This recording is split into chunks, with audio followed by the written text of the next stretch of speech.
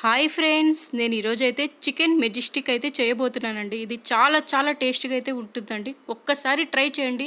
మీకు నచ్చితే లైక్ చేయండి, సబ్స్క్రైబ్ చేసుకోండి. ఈరోజైతే నేను బోన్లెస్ చికెన్ తీసుకోబోతున్నానండి. 1/2 కేజీ బోన్లెస్ చికెన్, ఆనియన్స్, మిర్చి, వెల్లుల్లి, కరివేపాకు, కొత్తిమీర, ఉప్పు, పసుపు, ధనియాల పొడి, పెప్పర్ పొడి, పెరుగు, కావాల్సిన పదార్థాలండి ఇవి. ఇప్పుడైతే నేను బోన్లెస్ చికెన్లోన సాల్ట్ వేసానండి, తగినంత సాల్ట్ వేసాను. కొన్ని పాలు పోయాలండి, కొంచెం గోరువెచ్చని పాలు పోయాలండి. పాలు పోసాక కొంచెం సగం నిమ్మకాయ పిండాలండి, నిమ్మరసం పిండాలండి. ఇప్పుడు ఈ మూడిటిని బాగా కలపాలండి. నిమ్మరసము, ఉప్పు, పాలు ఈ మూడిని చికెన్లో కలపాలండి. ఒక 2-3 నిమిషాలు అలా కలుపుతూ ఉండాలండి. కలిపాక ఈ ఈ మిశ్రమాన్ని 1 గంట సేపు ఫ్రిడ్జ్లో పెట్టాలండి. 1 అవర్ ఫ్రిడ్జ్లో పెట్టాల. 1 అవర్ ఫ్రిడ్జ్లో నుండి తీసి ఇప్పుడు నేనైతే ఇక్కడ పాలు ఉన్నాయి కదండి, ఈ పాలునైతే వడబోస్తున్నానండి ఒక గిన్నెలోన. ఇంకా పాలు యూజ్ చేసుకోకూడదండి, అవి పక్కన పెట్టాలండి.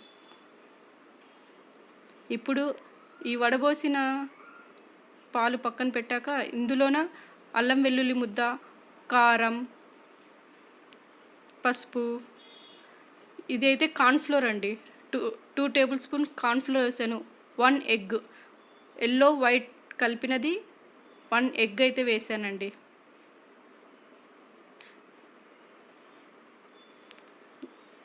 వేసాక ఇప్పుడు ఈ మిశ్రమాన్నంతా కలపాలండి. ఉప్పు, పసుపు, కారం, ఎగ్, 2 టేబుల్ స్పూన్ కార్న్ఫ్లోర్. ఇప్పుడైతే ఒక కడాయి పెట్టుకొని అందులో నూనె పోసుకొని, నూనె వేడెక్కాక మనం ఇందాక మ్యాగ్నెట్ చేసుకున్నాం కదండి, ఆ మ్యాగ్నెట్ని ఒక్కొక్క పీసులుగా వేడి నూనెలో వేయాలండి. ఇవి మంచి గోల్డెన్ కలర్ వచ్చేంత వరకు డీప్ ఫ్రై చేయాలండి.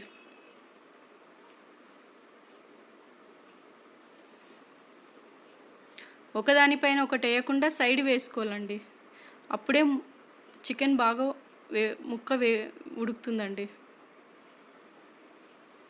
చూడండి, మంచి గోల్డెన్ కలర్ వచ్చేంత వరకు ఇలా వేంపుకోవాలండి. ఇప్పుడు వీటిని పక్కన వేసుకోవాలండి ఒక ప్లేట్లోన.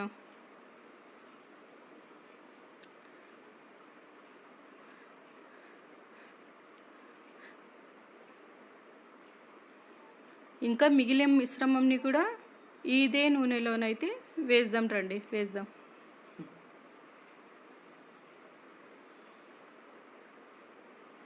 ఒక్కొక్క పీసు అలా వేసుకుంటూ పోవాలండి. నాకైతే ఈ 250 గ్రామ్స్ 3 టైమ్స్ వేపినానండి, 3 మాటలు వేసుకున్నానండి. ఇది సెకండ్ టైం అండి, ఇంకొక 1 టైం అండి. చిన్న మంట మీద గోల్డెన్ కలర్ వచ్చేంత వరకు డీప్ ఫ్రై చేసుకోవాలండి.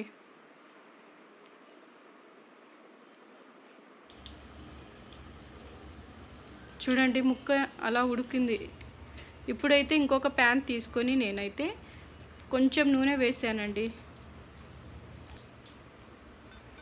అందులోన వెల్లుల్లి వేసుకున్నానండి. ఒక 6-7 వెల్లుల్లి రవ్వలు వేసుకున్నానండి. చిన్నగా తరిగి కట్ చేసుకున్న వెల్లుల్లి వేసుకున్నానండి. అందులోనే పచ్చిమిర్చి ఒక 6 చీలికలు వేసుకున్నానండి.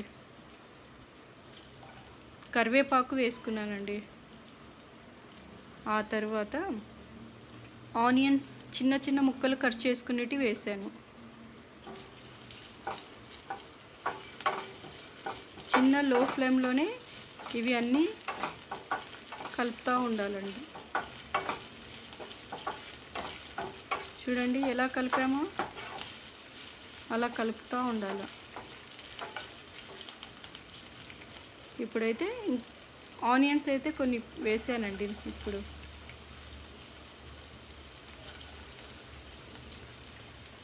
ఇవి ఎక్కువగా డీప్ ఫ్రై చేయాల్సిన అవసరం లేదండి, పచ్చపచ్చగా లైట్గా చేసినా చాలండి.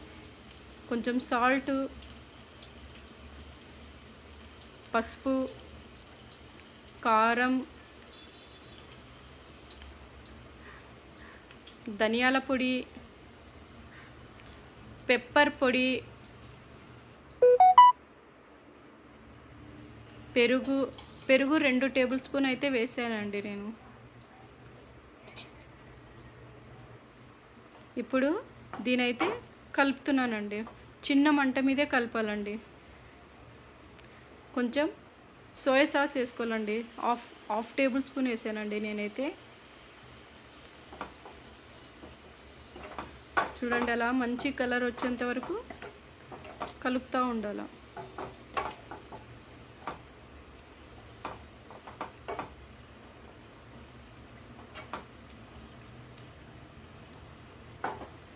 ఒక 2 నిమిషాలండి అలాగ పెట్టాలా.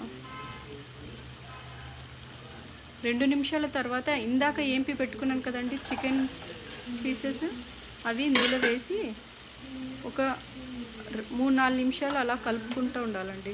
కొంచెం ఉప్పు వేసుకోవాలండి, సాల్ట్ కొంచెం, ఎందుకంటే మేము ఆల్రెడీ సాల్ట్ వేసాం చికెన్ మ్యాగ్నేట్ చేసేటప్పుడు. చూడండి, అలా కలుపుతూ ఉన్నాను. అయ్యో ఇప్పుడు వేస్తున్నాను.